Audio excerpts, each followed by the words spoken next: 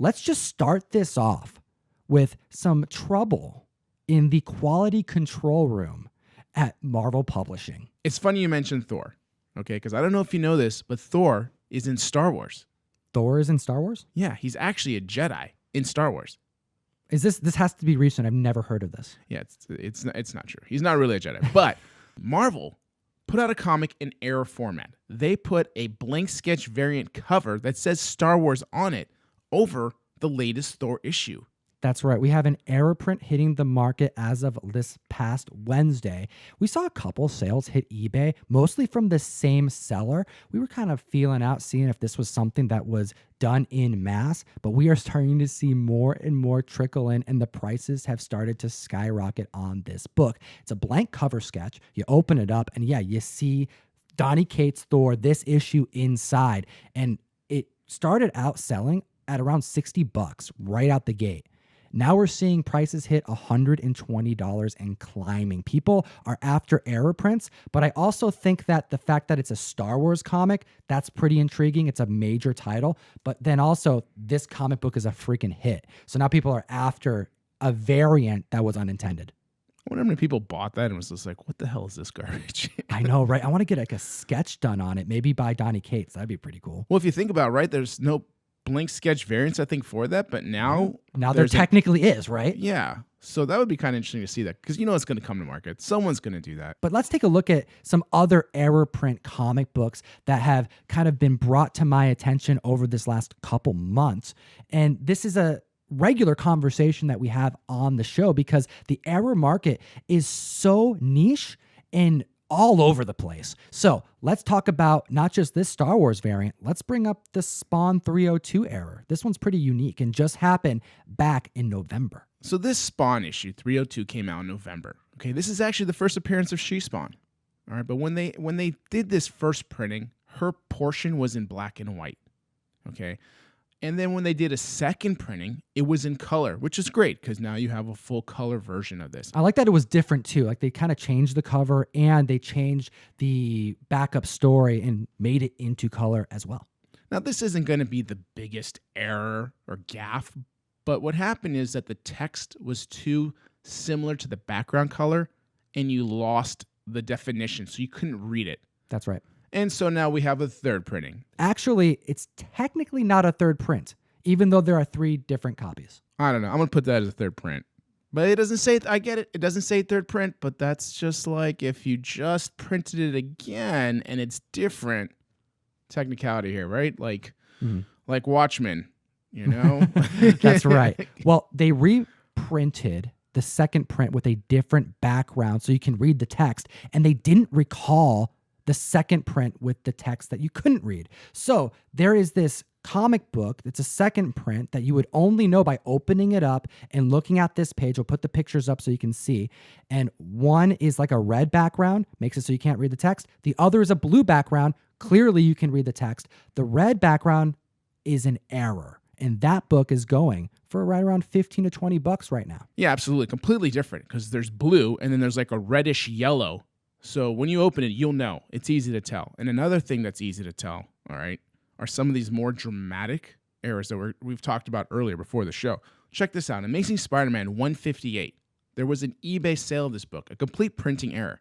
All right, half of the front cover is completely gone. The book's completely miswrapped. The front of the cover is on the back of the cover. Half of the front of the cover is on the front of the cover. Half of the back cover is gone. It's just a nightmare of a book. And the sale for this book was $175. That's right. And it sold just like in the last couple of days. This is an example of the like extremities of how the error market can go, as well as just how much money can be brought by the severity of said error. This one you look at and you're going, what happened? Like, how did this even hit the shelves? How does this exist?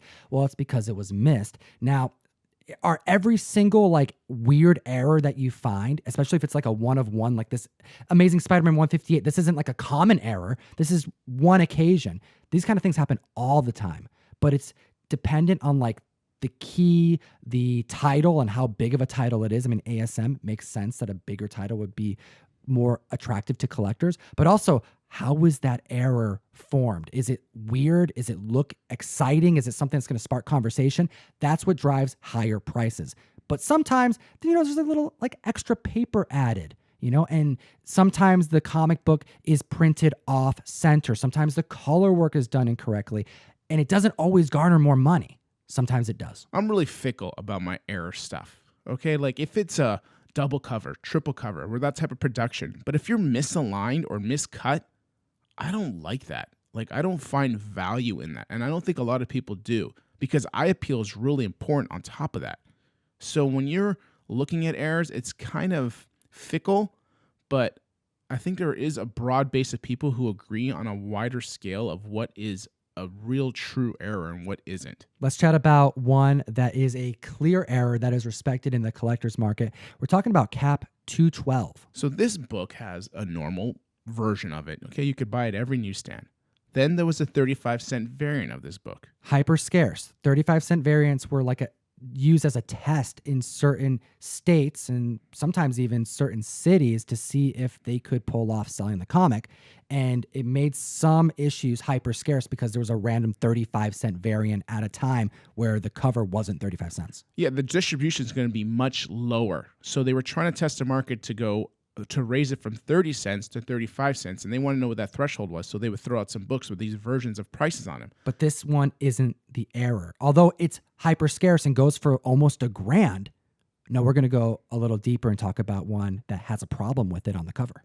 So not only does this book have a 35-cent variant, it also has several copies that we've come to market and seen that have missing words along the top of the logo or the title head. That's supposed to say Marvel Comics Group, but it's completely missing in the banner. A blank banner, making this book so rare and so expensive. And again, we mentioned at the beginning of this that the error market, it's fickle, it's all over the place, and it's inconsistent. Let's talk about some prices for this book.